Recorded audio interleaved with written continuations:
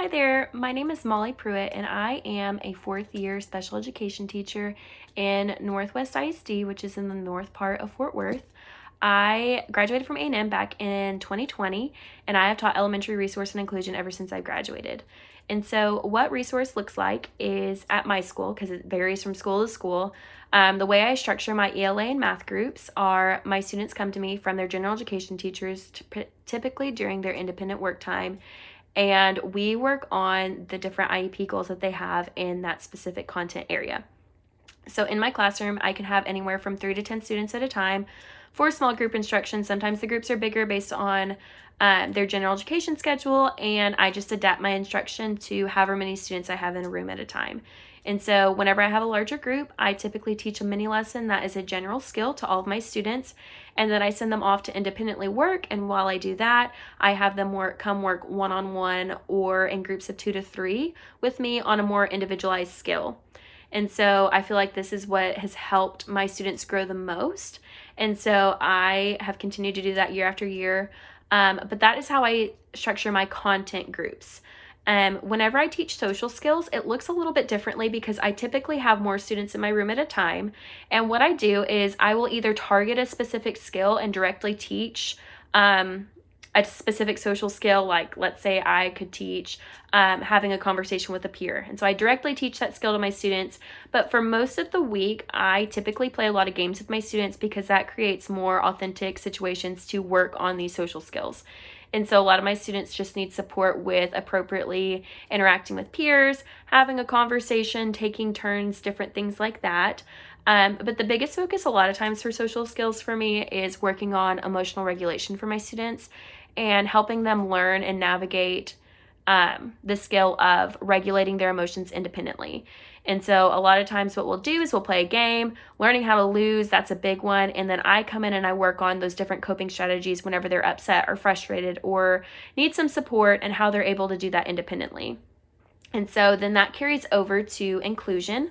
A lot of times I provide behavior support within the general education classrooms as well whenever my students are struggling with that emotional regulation piece. And so I go into the classrooms and help teach those skills, provide different accommodations that my students may need whenever they're working through those social situations.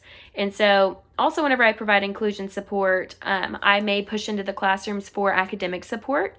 Some of my students need content support, just kind of reteaching skills, clarifying things that may not be clear, or pulling like a small group at a back table to help those students work independently or with me on different things that they're struggling with within their classroom. I also work on a lot of study skills within the classroom. A lot of my students struggle with staying focused whenever it's whole group instruction time or during independent work time. And so I provide different accommodations that help them be successful during those times in their gen ed classroom. A lot of times I provide checklists for my students to check off what they need to do during that time. Timers. I use a lot of first then charts. First you complete this task, then you may get 5 minutes of free time or something like that. And so a lot of times for inclusion, I collaborate with the general education teachers, and we come up as a team to see how I can support the teacher with accommodations and modifications beforehand. And then also what skills their students are struggling with during that whole group instruction or during independent work time. And I can kind of provide more of the behind the scenes work that helps them be successful whenever I do push in.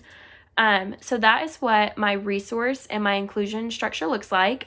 My favorite part, though, of being a resource teacher is that I do get to work with so many different students, and I get to work with them for more than 1 year. And so I think that's one of the really special parts is I have watched some of my students that I've had since second grade, and now they're in fifth grade. I've watched them grow all of these years, and I've watched them grow in their confidence and their skill abilities, and I've watched a lot of my students graduate from resource and move straight up into the general education classroom all day, every day. And it's just really awesome to see that growth.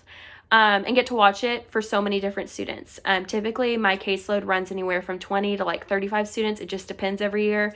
But I get to work with so many different students with so many different needs, and it's a really awesome thing to get to help watch them grow, both in their general education classroom and with me. And so that is probably my favorite part about being a resource teacher.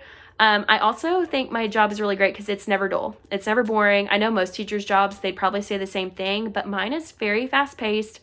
I have groups moving constantly throughout the day. Every 30 minutes, I have new students coming in. And so it's very fast paced, and it changes every day.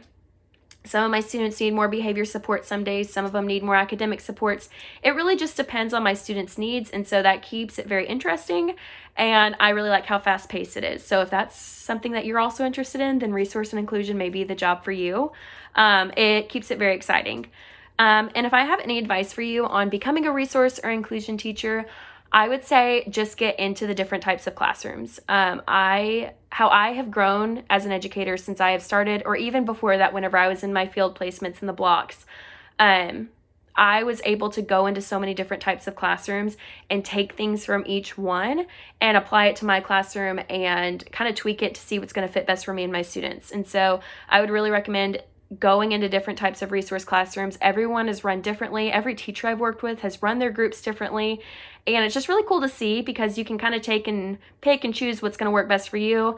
But just being able to observe and get that hands-on experience is truly invaluable. And I think it's the best thing you can do as an educator is just to get into the classroom. I also think the biggest thing for me is the collaboration piece. I work with so many different types of teachers, all the gen ed teachers across 3rd through 5th grade levels. I think it's upwards of 20 teachers a day. I work within my own resource team with different paraprofessionals and different teachers. We collaborate daily on how to best support students, what the students need.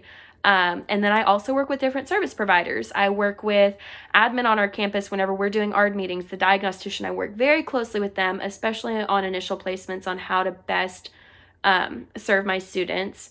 I work with speech therapists, occupational therapists, the physical therapists. I work with all these different service providers throughout the day. And so collaboration is truly the key to making my students be the most successful. And so learning how to effectively collaborate with these different people is huge. And I can't stress that enough, is learning how to collaborate with your peers effectively. I would also say just be open to the different opportunities that your school may provide.